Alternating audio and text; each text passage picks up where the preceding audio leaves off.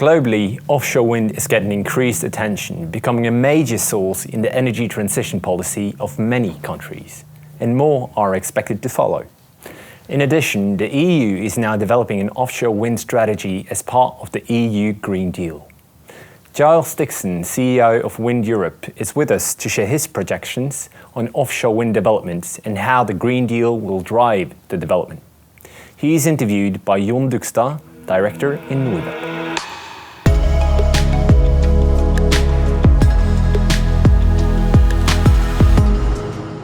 Giles, very Hello, good to Jon. see you. And Very thank good to you see you so too. much. Thank you so much for joining us in this discussion. Not at all. And I think we should start straight on. You know that both in Norway and globally, offshore wind is getting a lot of attention these days. And it's becoming a major energy source, not only in Europe to some extent, but also globally.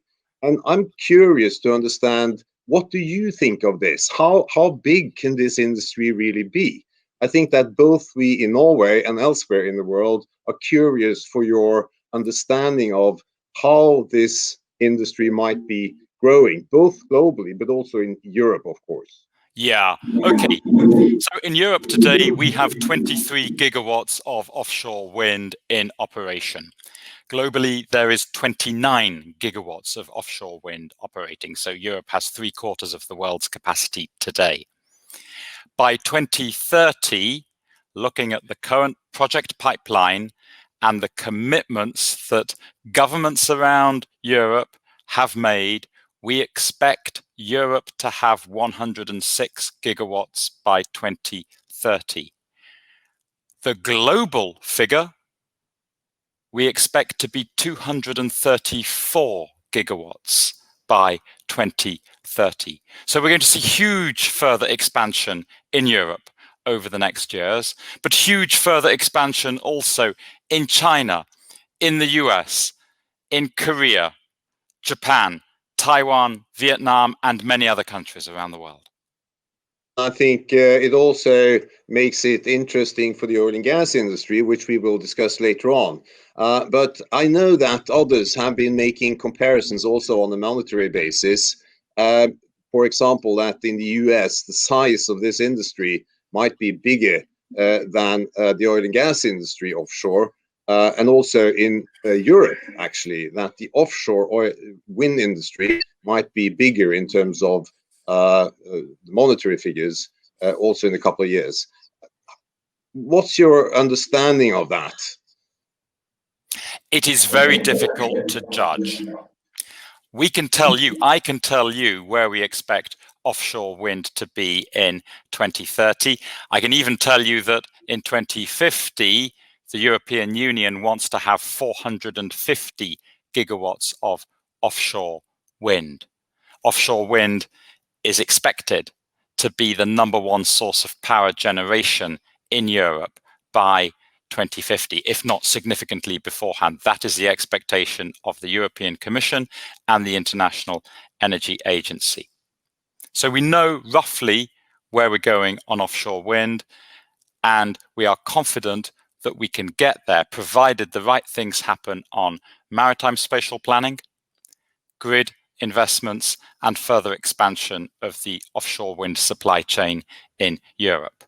What is much more difficult for us to predict is what is going to be the level of oil and gas demand in Europe and globally in 2030 and 2050, and therefore what will be the share of offshore wind in the total energy mix. We do know that offshore wind is already going beyond the pure supply of electricity. Offshore wind is 3% of Europe's electricity today. It will be 10% of Europe's electricity by 2030, and somewhere around 1/4 of Europe's electricity by 2050. But we also know that within a few years now, offshore wind will also be providing renewable hydrogen for Europe's energy system. And many of the audience will have seen that in the last offshore wind auction organized by the Dutch government, the winning bid was the Shell Eneco bid, which came with a firm commitment that significant amounts of the electricity generated by the new wind farm supported by the auction will be committed to the production of renewable hydrogen. So we're going beyond offshore wind only providing electricity for the electricity system. Okay, but where total oil and gas demand will be in Wind Europe, we really do not know. That is dependent on so many other factors. What we can say is if you look at the commitments that the oil and gas majors are making, wind energy and renewable energy more broadly are beginning to represent a very significant share now of capital investment, of investment in R&D. And that's an important signal for the way things are heading in terms of the share of wind energy and offshore wind in the total energy mix.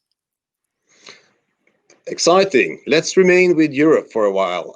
Europe has launched the Green Deal, and as part of that, they are developing a strategy for offshore wind and a roadmap, I believe. Indeed. How do you think this strengthened interest from the EU affects the development of offshore wind, as you have explained lightly, in the future or in the next 10 to 20 years in Europe in particularly?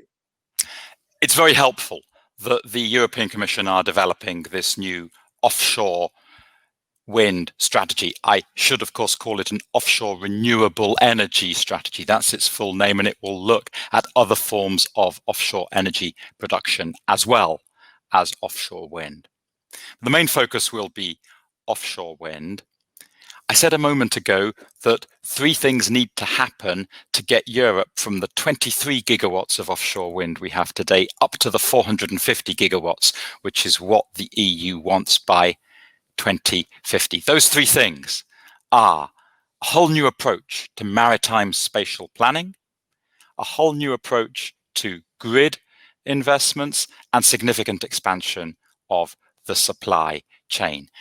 And the EU's offshore wind strategy is going to look at all 3 things and make a series of clear recommendations as to what needs to happen under those 3 headings to deliver this huge increase from 23 to 450 gigawatts. For maritime spatial planning, for example, it will say we need a long-term approach which has climate change and the 2050 climate and energy targets at its heart. Because today, countries around Europe only take a 6-year approach to maritime spatial planning. It will also say that we need to strive for happy coexistence between offshore wind and all the other economic and societal interests that need Europe's sea space. Thinking here of environmental interests, fishing industry, the shipping industry, military interests. The EU's offshore wind strategy will say we need a plan which reconciles the interests of all of these different sectors and which allows us to plan ahead so we know where we can develop these huge amounts of offshore wind in such a way that it's supporting the interests of all these other sectors. That's maritime spatial planning. Then we have the grid investments. Okay, today, the offshore wind farms we have in Europe all have point-to-point grid connections only. One offshore wind farm, one single grid connection, one cable back to the mother country. We need to move beyond that. We need to start developing offshore wind farms where there is a pooling of the grid infrastructure and a pooling of the generation assets. So we have, for example, offshore wind farms with grid connections to more than one country, such as the Kriegers Flak project, which is currently being developed, which will have connections both to Germany and to Denmark in the Baltic Sea. We need offshore wind farms that connect in to subsea electricity interconnectors. We need offshore wind farms that connect in to centralized hubs where we might centralize the conversion of electricity from AC into DC. That will involve also the development of artificial islands in the North Sea and the Baltic Sea, the use of natural islands in the Baltic Sea, such as Bornholm.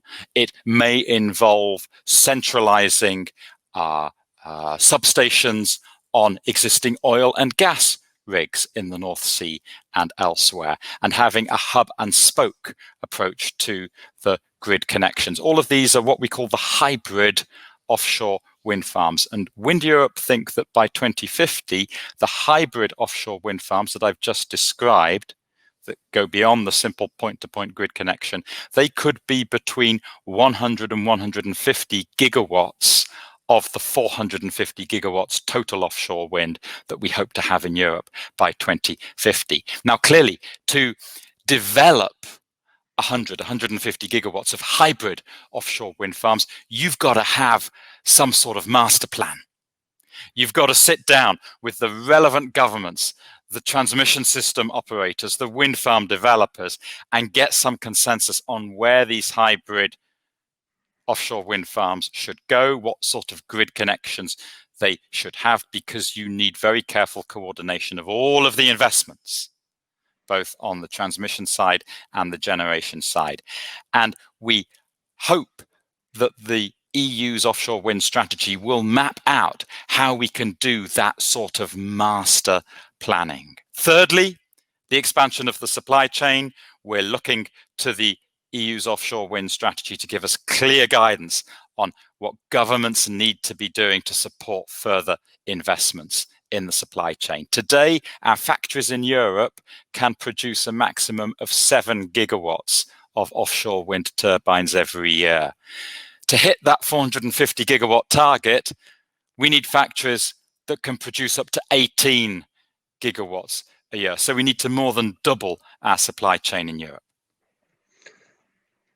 Very exciting perspectives, Giles. You mentioned also the oil and gas industry, and I think with these sizable projects in Europe and potentially elsewhere as well, we have seen Equinor for some time. We do see Shell, Total, other oil majors engaging in this industry. What is your understanding of their potential impact in the offshore wind industry, considering the perspectives you just gave us? Look, their impact is already real. You've mentioned Shell and Equinor. Equinor developed the world's first floating offshore wind farm off the coast of Scotland.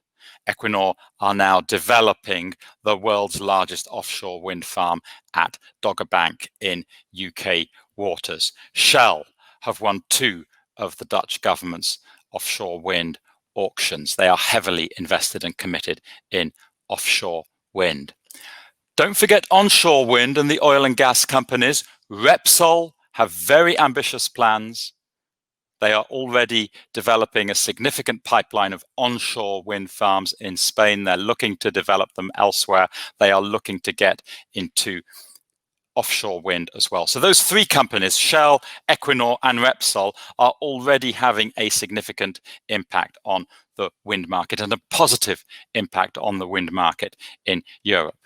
The more players that come into the market, the greater the competition, the more capital that is brought in for investment. So that is positive. And now we are seeing announcements from other oil and gas companies such as BP, Total, and Eni that they want to get involved in offshore wind as well. An announcement this week from Total of their involvement in a floating offshore wind project in the British Isles, for example. Just to follow up on that, really, in terms of technology development and capital, of course, they are strong players in this new field as well.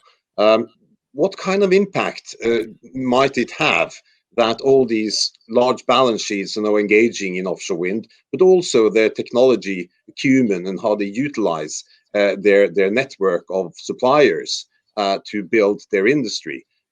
Is there any things we can learn from the oil and gas industry in which they can also bring to offshore wind, which might improve or increase the speed of development of the offshore wind industry? We are already learning from the oil and gas industry on how to do offshore wind even more effectively. Let me give you 3 examples. Number 1, health and safety. The track record, the expertise that the offshore oil and gas industry has developed over many years in health and safety, how to run large installations at sea in extreme conditions, that is of crucial importance to the further expansion of offshore wind in Europe. Secondly, the long experience, successful experience that the oil and gas companies have in community engagement, how to get local communities in coastal areas on board with their projects. Even if the projects are a long way out at sea, they are of direct relevance to the coastal communities where people are employed in making those projects happen. How to work and deliver and achieve happy coexistence with the fishing industry and the shipping industry. That is also very important. So actually, there's quite a lot we can learn from the oil and gas industry on working successfully with local communities and other local economic actors that have a stake in the sea space. And the third area where we are already learning from oil and gas companies is the wider approach to maritime spatial planning. The oil and gas industry has a lot of interest in liaising with the military, for example, on lightings, on markings, on how to ensure that those offshore oil and gas installations can happily coexist with whatever the military, whether it's Air Force or naval interests, are out at sea. We are already learning there as well. Thank you, Giles. I think these perspectives were very exciting, both for the offshore wind industry as such, but also, of course, for the oil and gas industry, which is now getting engaged in the offshore wind industry as well. And we're looking forward to see more of that. And thank you so much for these inspiring words at this time. So thank you, Giles, for this discussion. Thank you for talking to us.